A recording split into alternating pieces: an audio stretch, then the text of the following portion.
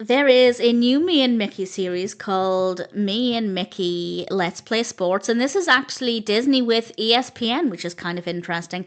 And as far as I can tell, this is going to be a 10-part series with each episode focusing on different sports and physical activities to encourage movement, which I think is really great. This first episode, I say the first episode, they're supposed to be on Disney Plus at the moment. They're not there in the UK, so I'm just going based on what's on the Disney Junior YouTube channel. I may change around the order if I number them as and when the whole thing is released. This first episode is great, but I do have one small criticism, or I guess observation. It's something I praise in previous Me and Mickey's that isn't present here.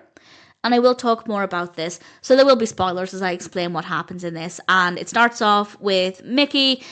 We have a soccer ball and we have a goal in the background. And Mickey invites the viewer to play the Eyes Up game. And I think the game sounds pretty cool. I think it's something that can generally be replicated at home, and I'll expand on that in a moment.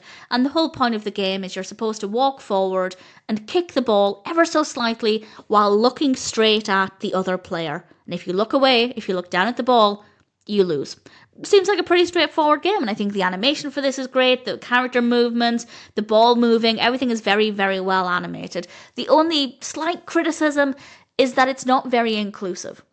Usually with a lot of Me and Mickey, for example, when they're doing dancing, for example, there are a lot of movements that viewers at home can copy in different ways, because not every viewer will be able to stand up and walk and kick a ball, either because they're too young or because of mobility issues or a disability, and there was not really any kind of alternative offered here.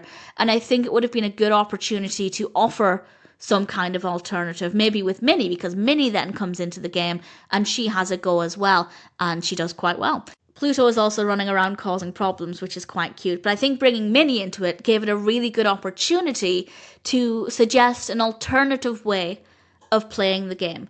I don't know what that alternative way could have been. I don't own a soccer ball. I never play soccer or football, if you like. So I don't know what the best solution would have been, but they absolutely could have found a way to maybe change the game up just ever so slightly. Maybe they could have said, if you're tired or if you can't stand, you can play this sitting down by doing something. So it's not very inclusive, and that's very unusual for Me and Mickey.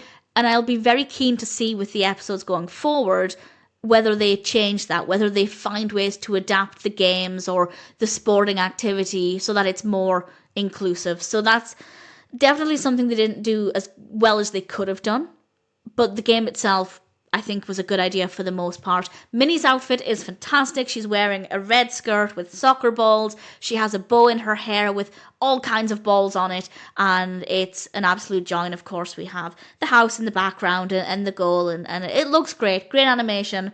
Teaming up with ESPN is a pretty exciting concept for Me and Mickey, and I'm looking forward to seeing the rest, hoping for something a little bit more inclusive or varied, or just something that can be adapted a little bit more. Obviously, viewers at home can adapt it as they wish, but without Mickey actually presenting an alternative idea, it may not be as easy or as obvious. There is one more Me and Mickey Let's Play Sports currently on Disney Junior, so I will watch that now. Hopefully it's a little bit better, but it's definitely not a bad start.